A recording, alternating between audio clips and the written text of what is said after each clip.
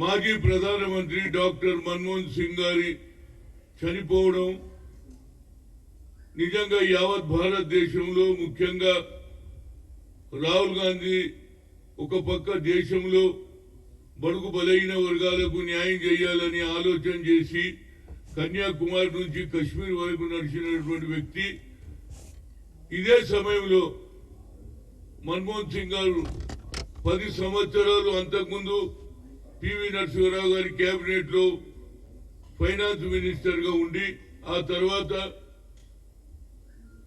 ఆయన తర్వాత మళ్ళా డాక్టర్ మన్మోహన్ సింగ్ దేశానికి ప్రధానమంత్రి కావడం ముఖ్యంగా ఆర్థిక వ్యవస్థను యావత్ ప్రపంచంలో వారితో సమానంగా లిబరలైజేషన్ ఎకనామిక్స్ చేసిన తర్వాత ఫైనాన్స్ యావత్ ప్రపంచంలో పేరు తెచ్చుకున్నటువంటి వ్యక్తి. ముఖ్యంగా ఆయన ఆలోచన నిజంగా పార్లమెంట్ లో మాట్లాడినా బయట మాట్లాడినా అపోజిషన్ కూడా గౌరవించే వ్యక్తి. ఆయన ఎన్నడూ కూడా సీరియస్ గా కానీ ఒకరిని ఏదైనా ఒక మాట అన్నాడు కానీ తెలియదు.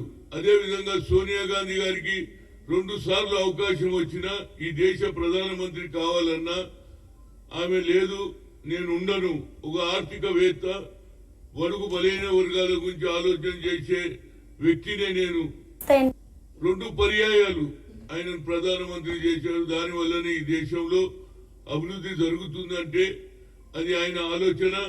గతంలో పివి గారు లిబరలైజేషన్ చేయడం, ఆయనతో పాటు ఆర్థికవేత్త అయినటువంటి మన్మోహన్ సింగ్ తన కేబినెట్ లో తీసుకోవడం, ఆ తర్వాత ఆయన ప్రధానమంత్రి.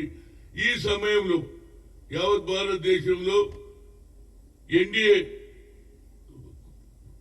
ఏ విధంగానైతే పనిచేస్తుందో ఇండియా కూటమిని ఏకపరిచి బడుగు బలైన వర్గాలకు న్యాయం చేయాలని ఆలోచన చేసే సమయంలో ఆయన పోవడం కాంగ్రెస్ పార్టీకి తీరని ఏది అన్యాయం జరిగింది.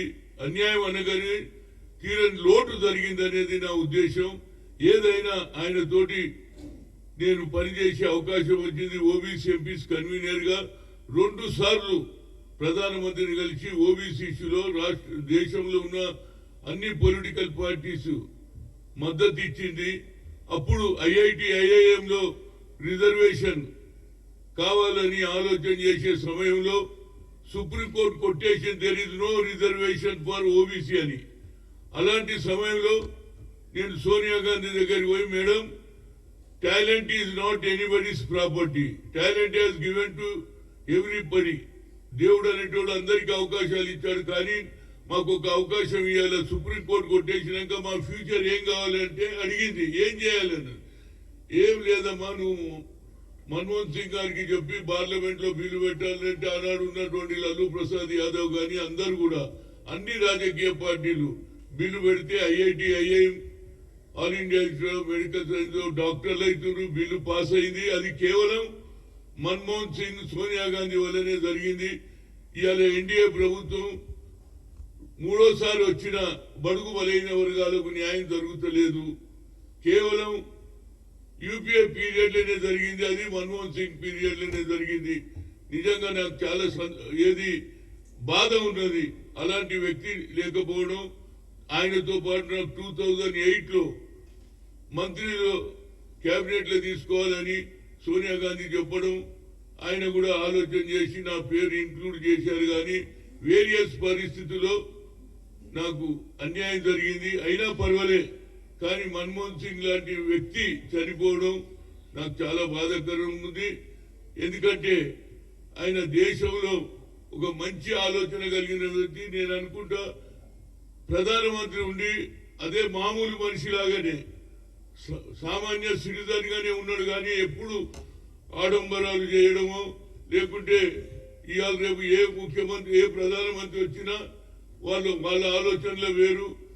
ఇవాళ ఎన్డీఏ ప్రధానమంత్రి అయినటువంటి నరేంద్ర మోడీ ఒక్కసారి కూడా బీసీల గురించి ఆలోచన చేయలే ఈ 10 ఏళ్లలో.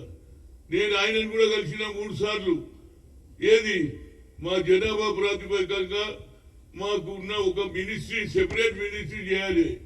అగ్రికల్చర్ ఉంటుంది, ఏది అడవులలో ఉన్న పులుల లెక్క తెలుస్తుంది, కానీ మా లెక్క తెలియదని అన్న ఆయన పట్టించుకోలే. అదే ఇవాళ రాహుల్ గాంధీ గారు మంచి కార్యక్రమం తీసుకుంటూ దానికి నిన్న ఏది రాహుల్ గాంధీ గారి తర్వాత ఇవాళ అదే